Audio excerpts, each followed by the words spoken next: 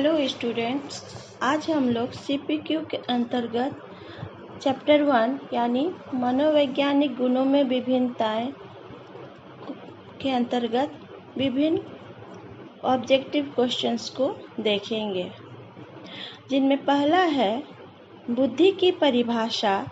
नई परिस्थितियों में समायोजन की योग्यता ही बुद्धि है, किस मनोवैज्ञानिक ने दिया है? इसका ऑप्शन है A Buckingham, B Terman, C Wechsler, D Stern. तो इसका आंसर होगा डी स्टर्न। सेकंड, बुद्धि की योग्यता, बुद्धि सीखने की योग्यता है, किसने कहा? ए Buckingham, B Terman, C Wechsler, D stern.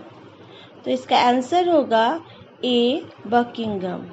Buckingham ने बुद्धि को सीखने की योग्यता माना है। नेक्स्ट, अमूर्त चिंतन की योग्यता ही बुद्धि है। Intelligence is the ability to think abstractly, किसने कहा है? A Buckingham, B Terman, C Wechsler, D Stern. तो इसका आंसर होगा टर्मन ने, बी टर्मन। टर्मन ने अमूर्त चिंतन की योग्यता को ही बुद्धि माना है, ability to think abstractly. Okay, then number 4, बुद्धि की निम्नांकित परिभाषाओं में कौन सी विशेषता बुद्धि से संबंधित नहीं है?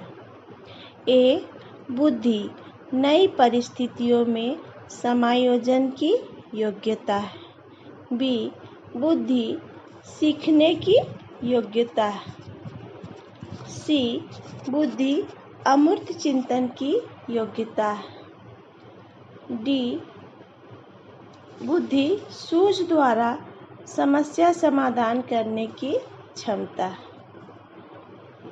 तो इसका आंसर होगा डी बुद्धि सूझ द्वारा समस्या समाधान करने की क्षमता है, क्योंकि हमने देखा है कि नई परिस्थितियों में समायोजन की योग्यता किसने कहा था? स्टर्न ने कहा था। सीखने की योग्यता किसने कहा था? बुद्धि सीखने की योग्यता है। यह परिभाषा किसने दी थी? बकिंघम ने। बुद्धि अमूर्त चिंतन की योग्यता है, यह परिभाषा टर्मन ने दी थी।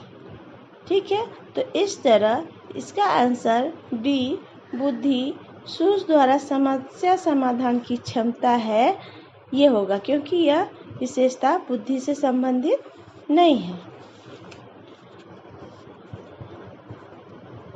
नेक्स्ट क्वेश्चन, बुद्धि लब्धि यानी इंटेलिजेंस क्वोशिएंट IQ के संप्रत्यय के सर्वप्रथम किस व्यक्ति ने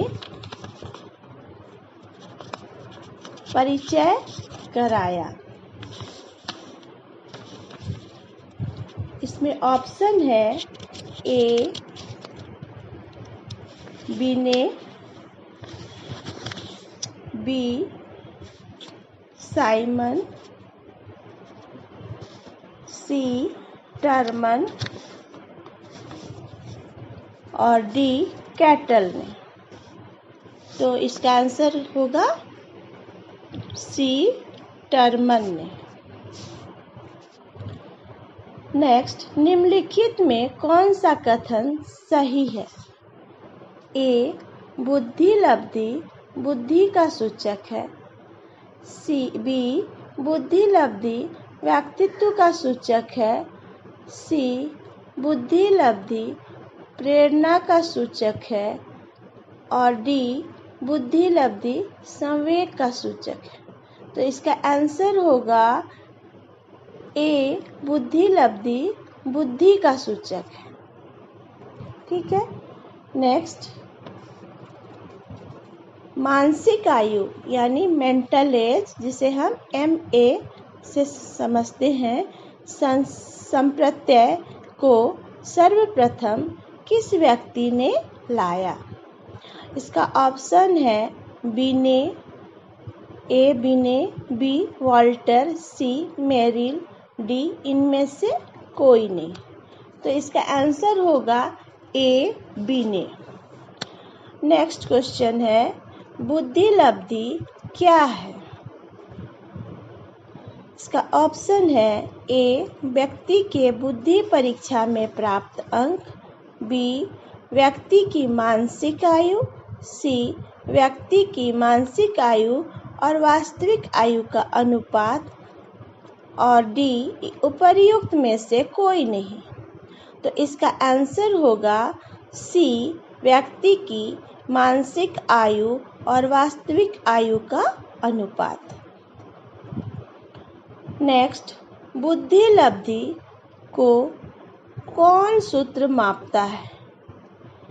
ए CA/MA into 100, B MA into CA into 100, C 100/CA into MA, D MA/CA into 100। तो इसका आंसर होगा डी MA/CA into 100। हम जानते हैं कि mental as by chronological age को 100 से हम गुना करते हैं, भाग देते हैं, तो जो मिलता है वह बुद्धि लब्धि होता है। नेक्स्ट, यदि किसी छात्र की मानसिक आयु 120 माह यानी 120 हो और उसकी वास्तविक आयु 96 माह हो, तो उसकी बुद्धि लब्धि होगी ए 120, बी 125, सी 110, डी 140। तो इसका आंसर होगा 125। नेक्स्ट, एक सामान्य व्यक्ति का बुद्धि लब्धि विस्तार क्या होता है? ए 110/119, बी 80 से 89, सी 90 से 109 और डी 120 से 139। तो इसमें दिए गए ऑप्शनों में सबसे सटीक हमें क्या लगता है? इसका आंसर होगा सी 90 से 109। ऐसे हमने पढ़ा है कि 90 से 110 तक सामान्य बुद्धि का विस्तार होता है। तो यहाँ दिए गए ऑप्शनों में सबसे नज़दीकी क्या हुआ? 90 से 109। तो आंसर होगा 90 से 109। नेक्स्ट, यद्यपि बुद्धि लब्धि घटती तथा बढ़ती नहीं है, बल्कि सदैव स्थिर रहती है, फिर भी उनमें किन कारकों से परिवर्तन आ सकते हैं? इसका ऑप्शन है ए पर्यावरणीय कारक, बी प्रेरणाजन्य कारक, सी सांवेगिक कारक और डी उपर्युक्त में से कोई नहीं। तो इसका आंसर होगा ए पर्यावरणीय कारक। नेक्स्ट, बुद्धि देन है, ए आनुवंशिकता का, बी पर्यावरण का, सी मूल रूप से आनुवंशिकता की लेकिन पर्यावरण का प्रभाव, डी मूल रूप से पर्यावरण का लेकिन आनुवंशिकता का प्रभाव। तो इसका आंसर होगा सी मूल रूप से आनुवंशिकता का लेकिन पर्यावरण का प्रभाव। नेक्स्ट, मनोविज्ञान में सर्वप्रथम बुद्धि परीक्षण की शुरुआत किसने की? ए साइमन, बी बिने, सी कैटल, डी वेस्लर। तो इसका आंसर होगा बी बिने ने। नेक्स्ट, निम्नलिखित में से किसे बुद्धि मापन का जन्मदाता कहा जाता है? ए साइमन, बी बिने, सी कैटल, डी वेस्लर। तो इसका आंसर होगा बी बिने। Okay students, that's all. Thank you.